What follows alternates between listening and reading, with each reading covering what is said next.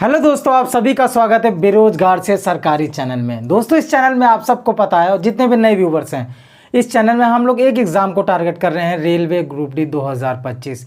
इस एग्ज़ाम को टारगेट करते हुए हम लोग डेली एक सीरीज चला रहे हैं। 75 प्लस मार्क्स को टारगेट करना है, ये हमारा सेफ स्कोर है। और डेली टास्क इस चैनल पे मिलते हैं, हर एक वीडियो में डेली जो मोस्ट इंपॉर्टेंट टॉपिक्स हैं उनको फॉलो करना है हमें, उन टॉपिक्स को, और उससे हमारा मार्क्स हमें खींच के लेके आना, पूरा इंक्रीज़ करके 75 प्लस तक।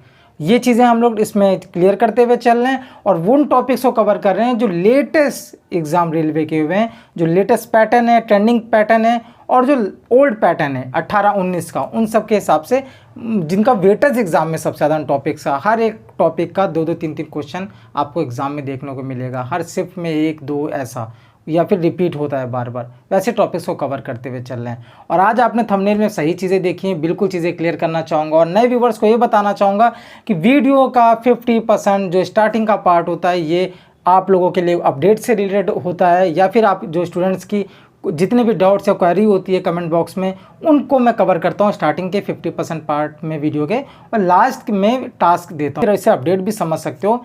लेकिन एक तरीके से ये चीज़ अगर हुई, पॉसिबल हुई, तो अपना ग्रुप डी एग्ज़ाम के चांसेस तो बहुत ज़्यादा बन रहे हैं कि नवंबर तक ये हो जाए। इसके पीछे का बहुत तरीके से देखिए, बहुत स्ट्रॉन्ग चांसेस ऑलरेडी पहले से बने हुए हैं। ऊपर से कल कोर्ट केस का भी अपडेट आपने देखा है कि हाई कोर्ट द्वारा उस पर स्टे लगा दिया गया, और उसके साथ साथ ऑर्डर भी दे दिया गया है कैट को कि इसे 30 डेज़ के अंदर क्लियर करना है, इस पर जो भी है इसे क्लियर करना है। ठीक, अब ये चीज़ें तो क्लियर थी। और यहाँ पे मैंने आपसे बोला था इतना लंबा टाइम जो गैप है इसमें, जो 2-3 मंथ का, इसमें चीज़ें सेटल की जा सकती हैं अगर सब चीज़ें सही चली तो। एग्ज़ाम पॉसिबल है, बहुत स्ट्रॉन्ग चांसेस है नवंबर में। एक और यहाँ पे बात आपने आजकल 2-3 दिन से, एक हफ्ते से, 10 डेज से बहुत ज़्यादा नोटिस कर रहे होगे, एसएससी में जो प्रॉब्लम्स चल रही हैं उसको रिलेटेड बहुत से टीचर्स वीडियोस बना रहे हैं और स्टूडेंट्स के द्वारा भी पोस्ट किया जा रहा है। ट्विटर कैंपेन भी उसके रिलेटेड हुई है। ये चीज़ें आपने देखी होंगी, उसमें चल रहा है कि एसएससी के सेंटर्स को लेके, जो एग्जामिनेशन एडमिट कार्ड्स को लेके, और उसी के साथ साथ वहाँ पे कुछ स्टूडेंट्स का साथ बहुत सी चीज़ें हैं, डिटेल में उस पर बात नहीं करेंगे, ये चीज़ें बताना चाहूँगा। उस पर ही लेके बहुत से टीचर्स लोग मतलब फिज़िकली भी और एसएससी के हेड ऑफिस जाके बात करने के लिए कह रहे हैं, और भी स्टूडेंट्स को सबको इनवाइट कर रहे हैं सब चीज़ें करने के लिए। तो इसका अगर दोस्तों वो जो चीज़ें करने जा रहे हैं वो ये क्या कर रहे हैं कि एसएससी टीसीएस वापस से एग्ज़ाम ले, उनकी एक चाह ये भी है, और उसी के साथ साथ वो ये भी क्लियर करना चाह रहे हैं जो अभी कंडक्ट एजेंसी जो एग्ज़ाम ले रही है, अगर वो ले भी रही है तो जो प्रॉब्लम्स आ रही हैं उनको फिक्स किया जाए। उससे रिलेटेड जो भी उनका होगा पूरा प्रोसेस डिटेल में, टेक्निकल जितनी भी प्रॉब्लम्स स्टूडेंट फेस कर रहे हैं या जो भी, जो क्योंकि अब स्टूडेंट बहुत तैयारी करके जाता है, ठीक, तो वो सब चीज़ें फिक्स करने के लिए वो चीज़ें क्लियर करेंगे। अगर ये सब चीज़ें पे काम किया जाएगा, टीचर्स की सुनवाई होगी, स्टूडेंट्स की सुनवाई होगी, जरूर होनी चाहिए कि स्टूडेंट बहुत मेहनत करता है, तो एसएससी के जो एग्ज़ाम्स हैं वो शिफ्ट होंगे थोड़ा से आगे। शिफ्ट होंगे मतलब उसमें 1 से 2 महीने 3 महीने का डिले भी देखा जा सकता है। अगर पूरा वेंडर ही चेंज करवाने की वो बात करेंगे तो फिर आप समझ रहे हो, नया टेंडर, नया वेंडर, और एग्ज़ाम 2-3 मंथ के आगे शिफ्ट होगा। और टीसीएस के पास पूरा स्लॉट जो है फ्री हो जाएगा एक बड़े एग्ज़ाम को भी बहुत ही स्मूथ तरीके से कंडक्ट कराने के लिए। थोड़ा सा होता था कि बड़े एग्ज़ाम्स, जब बड़े एग्ज़ाम्स होते हैं तो उस टाइम पे स्टूडेंट्स के एग्ज़ाम क्लैश ना हो रहे हों, ये भी चीज़ें होती थी। तो ये सब चीज़ों को देखा भी जाता है जब एग्ज़ाम करवाए जा रहे होते हैं, ठीक। और उसी के साथ ये भी देखा जाता है सेंटर अवेलेबल हो। लेकिन एनटीपीसी अंडर ग्रेजुएट लेवल का करवा दिया, क्योंकि इसलिए करवा दिया क्योंकि रेलवे का एग्ज़ाम कंडक्ट टीसीएस करवा रही है, उधर टीसी, और आपको पता है एसएससी का वेंडर इस बार चेंज है, तो इस बार वो कंडक्ट करवा दिया गया था। लेकिन अभी कुछ अगर 19-20 स्टूडेंट्स के मन में डाउट भी था कि एमटीएस बीच में हो रहा होगा, सीजीएल के दौरान ग्रुप डी कैसे होगा, सीजीएल बड़ा एग्जाम है, एमटीएस में तो 40-50 लाख स्टूडेंट फॉर्म फिल करते हैं, तो उस दौरान ग्रुप डी कैसे जाएगा, ये भी 10 बेस वो भी 10 बेस, तो बहुत से स्टूडेंट्स इधर भी फॉर्म फिल किए होंगे, इधर भी फिल किए होंगे, तो उन्हें प्रॉब्लम ना हो। तो उन सब चीज़ों के लिए बताना चाहूँगा कि यहाँ पर अगर वो डेट एग्ज़ाम डिले हुआ, और क्योंकि अगर वो बात कर रखने जा रहे हैं, अपनी सुनवाई होनी है, कुछ भी प्रोसेस पर काम किया जाएगा, तो ये एक बड़ा प्रोसेस होता है किसी भी चीज़ को, किसी प्रॉब्लम्स को फिक्स करने में, इसमें टाइम आगे हो जाता है, डिले हो जाती हैं चीज़ें। तो उस हिसाब से अपना जो स्लॉट है नवंबर का वो बहुत क्लियर तरीके से दिख रहा है, मतलब बहुत ही ज़्यादा स्ट्रॉन्ग चांसेस है एग्ज़ाम नवंबर तक अपना आपको देखने को मिले। और यहाँ पे एक चीज़ क्लियर करना चाहूँ, और ये 100% पॉसिबिलिटीज़ तब दोस्तों हो जाएगी, बिल्कुल आप श्योर हो जाओगे, टेंशन फ्री हो जाओगे, जब ये इन 30 डेज़ के अंदर एक अच्छा रिजल्ट आ जाएगा ठीक है, कैट की तरफ से बहुत अच्छा रिजल्ट इस वैकेंसी को लेके आ गया, जिसमें हर एक स्टूडेंट को मतलब सबको एक अपना चांस मिले एग्ज़ाम जो उन्होंने मेहनत की है, तैयारी की है, क्योंकि इनमें ना ITI वालों की गलती है, ना 10th वालों की गलती है, ना किसी की गलती है, अप्रेंटिसशिप किसी स्टूडेंट की गलती नहीं है इसमें। उन्होंने कोई ना नोटिस निकाली, ना उन्होंने कोई चीज़ करी, ना उन्होंने कहा कि ITI करना है कि नहीं करना है, वो सब एक रेलवे के फॉर्मेट के थ्रू या उनके नोटिस के थ्रू चीज़ें हुई हैं। ठीक, तो ये सब चीज़ें क्लियर हैं आपको। अब यहाँ स्टूडेंट डाउट में रहेगा कि पूरा सिलेबस इतनी जल्दी कैसे कंप्लीट करेंगे 3 महीने में। तो मैं आप सबसे बोलना चाहूँगा एक क्लियर बात, हर एक स्टूडेंट से, जिसके 50-55 भी आ रहे हो, जिसके 30-35 भी आ रहे हो और जिसके 60-65 भी आ रहे हो, हर एक स्टूडेंट से बोलना चाहूँगा, आप भी जानते हो ये बात कि किसी भी एग्ज़ाम को क्लियर करने के लिए, उसके कट ऑफ को क्लियर करने के लिए, फाइनल सिलेक्शन लेने के लिए पूरा सिलेबस को चाटने की ज़रूरत नहीं होती है कि पूरे सिलेबस के हर एक टॉपिक को पढ़ना ज़रूरी होता है। ठीक, 100 में से 100 नहीं लाना है आपको, ऑल इंडिया रैंक 1 नहीं लानी है, आपको कट ऑफ को क्लियर करनी है अपने जोन की, अपनी कैटेगरी की, जिसमें आपको एक नौकरी मिल जाए। ये चीज़ क्लियर है, ये आप अपने दिमाग में बैठा लो। दूसरी चीज़ ये बोलूँगा, अगर मैथ में आपको एडवांस मैथ में कुछ चैप्टर्स नहीं आ रहे हैं, उन चैप्टर्स का वेटेज देखो, 2 से 4 मार्क्स है, 4 मार्क्स नहीं चाहिए। 25 नंबर की मैथ्स आती है, 21 नंबर तो मुझे मिलेंगे। सेम रीजनिंग में देखो, 1 से 2 टॉपिक जो आपको डिस्टर्ब कर रहे हैं, आपको पता है इनका वेटेज 2 से 3 मार्क्स का, छोड़ दो, इसमें परेशान होंगे, आउटपुट नहीं निकलेगा, ये हमेशा टॉपिक परेशान करता है मुझे, मैं छोड़ दे रहा हूँ, बाकी के 27 मार्क्स पर वर्क कर ले रहा हूँ, पूरे फिक्स कर ले रहा हूँ कि 30 में से 27 फिक्स हो जाए मेरे। सेम साइंस में अगर आपकी केमिस्ट्री में कोई टॉपिक वीक है, या फिजिक्स में या बायो में, उसका वेटेज 2 से 3 है। इस तरीके से दोस्तों स्मार्ट स्ट्रेटेजी की जाती है, जिसे बोलते हैं स्मार्ट स्ट्रेटेजी बना के स्टडी की जाती है। ठीक है, जिससे आप अपने स्ट्रेस को भी कम कर सकते हो और अपनी प्रॉब्लम से उन प्रॉब्लम्स को फिक्स करके अच्छे से टैकल करते हुए एक जो रोड मैप है आपका ना फाइनल सिलेक्शन का 75 मार्क्स का, उन तक पहुंच सकते हो। ये चीज़ मैं आपसे क्लियर करना चाह रहा था। ठीक है, तो परेशान होने की बिल्कुल भी ज़रूरत नहीं है, बस आपके अंदर वो एनर्जी होनी चाहिए, वो जुनून, वो जज्बा होना चाहिए फाइनल सिलेक्शन लेने के लिए। अगर आप हार्डवर्क कर रहे हो तो यूनिवर्स की पूरी पावर लग जाती है आपको आपके गोल को अचीव करवाने के लिए, अगर आप सच में मेहनती हो दोस्तों। ये चीज़ आप मान के चलना। और ये बहुत से स्टूडेंट्स के लिए लास्ट एग्ज़ाम है।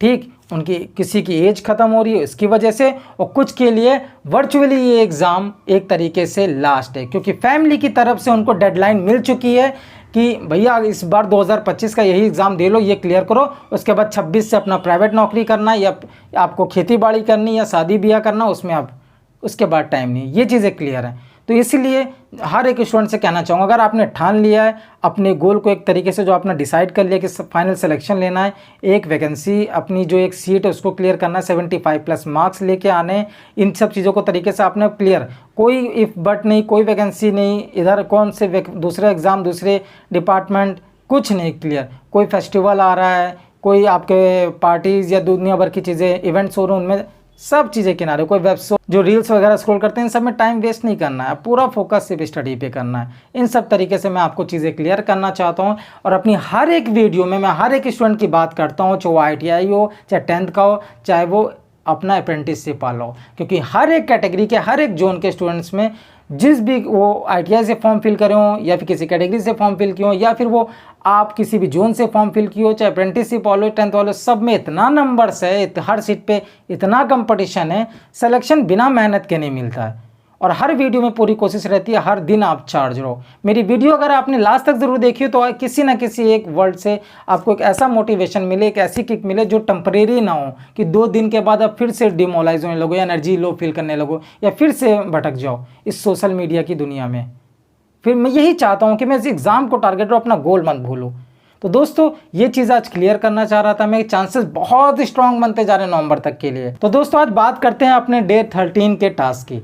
इन सब चीज़ों को क्लियर करते हुए मैं अब आपसे बोलूँगा कि जो डाउट्स होते हैं, जो अपडेट्स होते हैं, वो मेरे कंप्लीट हो जाते हैं। उसके बाद मैं अपने टास्क की बात करता हूँ। जो आज का टास्क है, ये टास्क आपको वीडियो में भी मिल जाता है, उसके साथ साथ आपको टेलीग्राम में भी मिल जाएगा। टेलीग्राम का लिंक डिस्क्रिप्शन के वीडियो के में दिया हुआ है, और चैनल के डिस्क्रिप्शन में भी दिया है, वहाँ से ज्वाइन कर सकते हो। वहीं डॉट ग्रुप भी है, वहाँ बात भी कर सकते हैं, और जो टेलीग्राम चैनल है वो भी बना हुआ है। दोनों चीज़ें, एक अपडेट के लिए और डाउट के लिए। वहाँ स्टूडेंट्स भी हैं, हर एक ITI वाले, अप्रेंटिसशिप वाले, 10th वाले, सब आपस में तैयारी कर रहे हैं, एक दूसरे की मदद भी कर रहे हैं। और अगर आपको पता नहीं, आज पहली बार ये वीडियो देख रहे हो, पहली बार टास्क देख रहे हो, तो चैनल की प्लेलिस्ट में जाइए यूट्यूब के हमारे इसी चैनल के, और उसमें जाके देखिए ग्रुप डी प्रिपरेशन 2025 टास्क करके प्लेलिस्ट बनी है, उसके सारी वीडियोज़ में टास्क है। स्टार्टिंग में आपके डाउट्स क्लियर करता हूँ, अपडेट्स क्लियर करता हूँ, लास्ट में टास्क रहता है, तो वीडियो को पूरा जरूर देखना। अब यहाँ बात करते हैं दोस्तों टास्क की। तो मैथ में दोस्तों कल हम लोग ने टाइम एंड वर्क किया था, उसकी प्रैक्टिस करी थी, उससे पहले हम लोग टाइम एंड वर्क किया था। तो आज हम लोग पाइप एंड सिस्टम करेंगे, इसको जरूर करना है, ये अच्छा टॉपिक है, इससे क्वेश्चन देखने को मिल सकते हैं। एक्सपेक्टेड टॉपिक की लिस्ट भी अगर बनाएंगे ना हम, तो उसमें भी ये टॉपिक आ सकता है, क्योंकि इससे क्वेश्चन देखने को मिले हैं प्रीवियस ईयर में, देख लो, ओल्ड पैटर्न में भी, न्यू में भी। तो ये चीज़ें इस टॉपिक पर आज हमको क्लियर करना है, इसका कंसेप्ट वगैरह तो टाइम एंड वर्क के थ्रू हो चुका है, लेकिन इसके क्वेश्चन कैसे आते हैं, इसमें कौन सा कंसेप्ट फॉर्मूला का यूज़ होता है, इन चीज़ों को देखते हुए आज आप क्वेश्चन की प्रैक्टिस करना। ये आपका मैथ हो गया।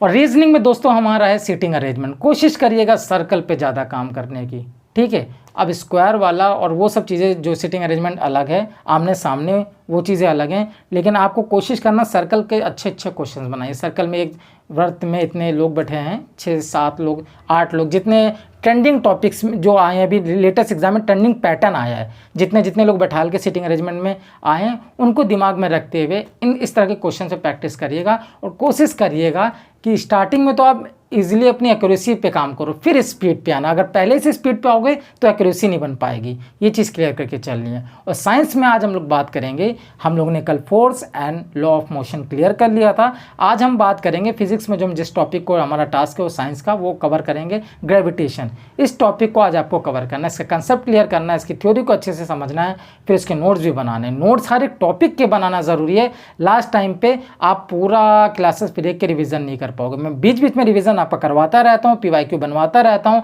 टाइप वाइज जो क्वेश्चन से प्रैक्टिस करवाता रहता हूँ, मॉक भी लगवाता रहता हूँ, और साथ में आपसे ये भी कहा अपनी वीकनेस वाले टॉपिक को भी साथ में लेते चलो। हर चीज़ क्लियर करते हुए चल रहा हूँ मैं, लेकिन फिर भी आप शॉर्ट नोट्स बनाना, मैं आपको याद दिला रहा हूँ, हर एक टॉपिक के शॉर्ट नोट्स बनाना, ताकि कभी भी एग्जाम के टाइम, प्रैक्टिस के टाइम पे कभी भी ज़रूरत पड़े तो उन शॉर्ट नोट को देखो और क्लियर करो तुरंत ही कंसेप्ट। पूरी क्लास और इतने इतने सारे लेक्चर्स देखने की ज़रूरत ना पड़े।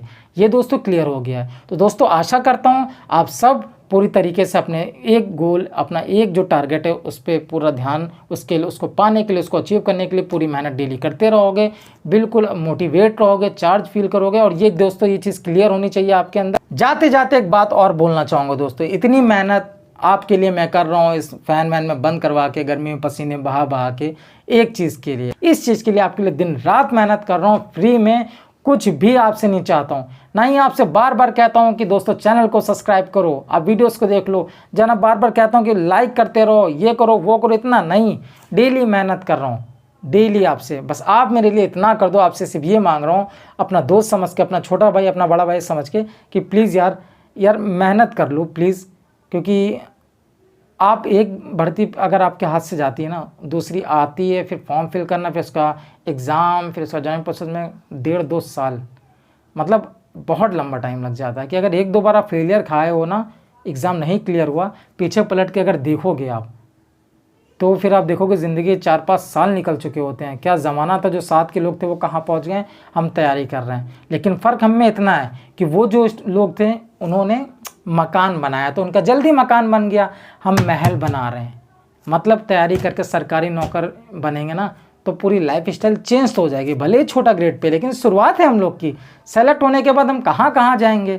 इसी डिपार्टमेंट में हमारे पास ऑप्शन ALP से लेकर टेक्नीशियन से लेकर नॉन टेक्निकल NTPC, और उसके बाद अंडर ग्रेजुएट NTPC, मतलब हर एक पोस्ट के ऑप्शंस खुल जाएंगे। स्टेशन मास्टर, हर तरफ के लिए डिपार्टमेंटल एग्जाम देके, या फिर अगर आप SSC की एग्जाम्स में जाना चाहते हो वहाँ भी जा सकते हो। तो इतने ऑप्शंस खुल जाएंगे।